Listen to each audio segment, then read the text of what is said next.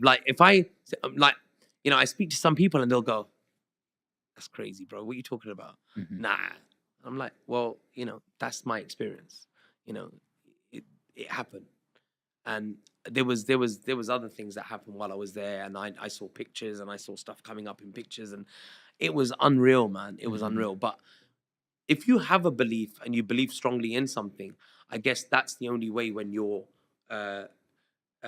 certain chakras open and you certain parts of your brain open up to it. If you keep those things shut down anyway, you're not going to believe and you're not going to see anything. You're not going to let anything in. You know, you have to kind of be in that kind of vibe, in that kind of space to allow these things to come into your life. Do you meditate? I do, yeah, I do in the mornings.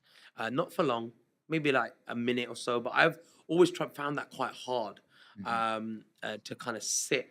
Well, so from 3 years ago, when I used to party, I used to find it very hard to sit in my own space. Right, I couldn't sit still. Like I'd go away for a gig and I'd be at a hotel and I'd find somewhere to go after the gig, even if it's 1 o'clock in the morning, because I just can't sit still. Now it's not like that. Now I'm content in my own company and I'm content in my own space. So I can sit back and just chill and be in a room with myself, order some room service, watch a bit of telly and go to sleep. I'm okay with that now. But I never used to be.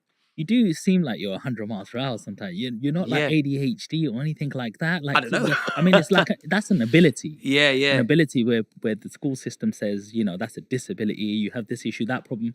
But some of the most smartest people are on the spectrum, but very high functioning. Yeah. You're very fast.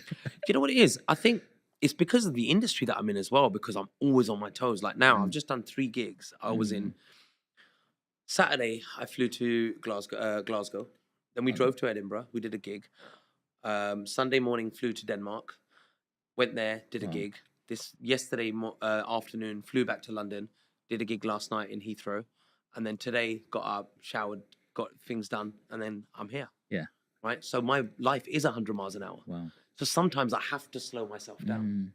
How do you balance your personal life at home with wife and kids with your job, which is very highly demanded, traveling, obviously days away? Yeah. How do you balance work-life balance? It's now become, you know, it's become quite easy to balance now because now I'm sober as well.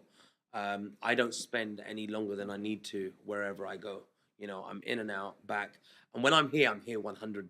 Like I'm involved, I'm present, and I'm there with my kids to do things that people in a 9 to 5 can't do.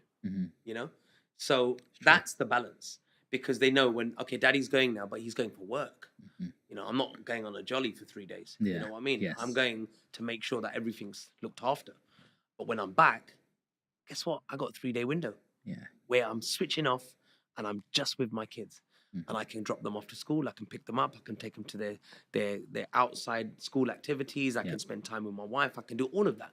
You know, and then 2 days I might have to go again, but it's cool because that's the nature of my business. Absolutely. You know, so we're used to that. Yes. But when it was fueled with alcohol before, those 2 days I'd come back and I'd be I wouldn't be present because I'm recovering from the 3 days I've been away. And then I'm going again. And then that's where there's a problem. And that's where obviously I had to kind of make changes. And, you know, fortunately, we've made those now. So absolutely. Well, thank you so much for sharing that part of your journey. I'm not going to go right to the beginning right now because we will go up there. Cool. But right now, I want to go to sort of, I wouldn't even call it the middle, but I would just call it the sort of stardom years. Okay. I want to talk about them sort of things. So I want to talk about some of your singles, you know, let's tell the people at home what you're about, what you're made of, bro. So in 2002, you made something with Rishi Rich. Yep. Is it Nahin Gina? Gina. Yeah. So that was my step into the industry, man. That was the turning point. You know, that was me being given an opportunity by a music producer, a renowned music producer who I'd never heard of at the time because he did 10 albums before I met him, but they were Bollywood albums, right? Bollywood remix albums with some of the biggest names in Bollywood, right? But I had no idea because I was never into Bollywood. I was a proper Desi Bendu, born here, but loved my roots, Desi roots music from Punjab. Yeah. And that's what I listen to. Kuldeep Manak and Surinder Shindar and people like that. I don't know if you know of them, Come but on. they're old school, right? Yes, Okay. yes. But not everyone does, Yeah, right? Like yeah. nowadays, like the youngsters now, they're all these Gen Zs. You play a Kuldeep Manak song, they can't even They understand what don't he's know. talking about, Unless it's right? remixed and upbeated. Absolutely. Yeah, absolutely. So, you know, Najina was, I'd been singing probably about 12, 13 years performing before I met Rishi. And I was like 23 at the time I met him, got introduced through a mutual friend, went in the studio, got a meeting with him, and he asked me to sing my favorite song at that time. And even now, it was Put Sardarande by Bulwinder Safari. And I sang about, maybe got to about 40 seconds in the vocal booth. And he was like, all right, cool, that's enough, come.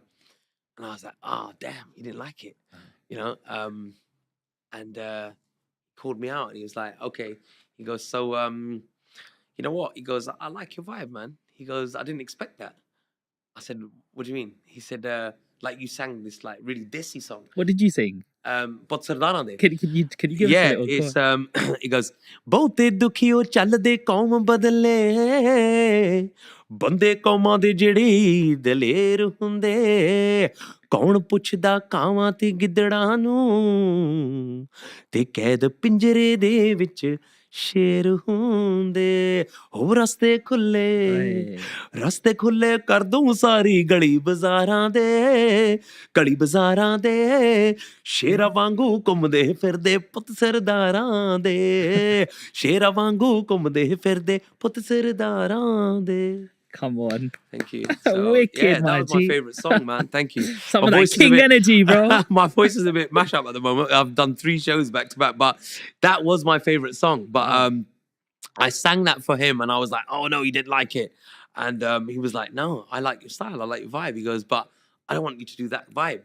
I was like, okay, what do you mean? And I said, but this is what I do. I'm like, I sing like dissy stuff, right? And he's like, nah. He goes, I want you to sing on my album. And I was like, oh, wow, okay. He said, got an album coming out and I want you to do a song for that for me. And if you're up for it. And I was like, yeah, man, I'd love to. He goes, but I want you to do pop Punjabi music. Right. And I'm like, oh, okay. What was your understanding of that? I actually asked him, I said, well, what do you mean? He said, like, you know, like very like kind of Taz kind of vibe, kind of, you know, very pop kind of music. And I was like, oh, okay. I said, I've never done that kind of stuff.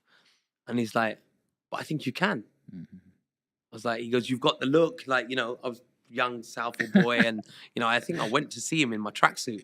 And he was like, yeah. He goes, I like that vibe. And I think you'll be good at pop music rather than that dissy stuff. He goes, and to be fair, if you do dissy stuff, at that time, dissy music was quite big.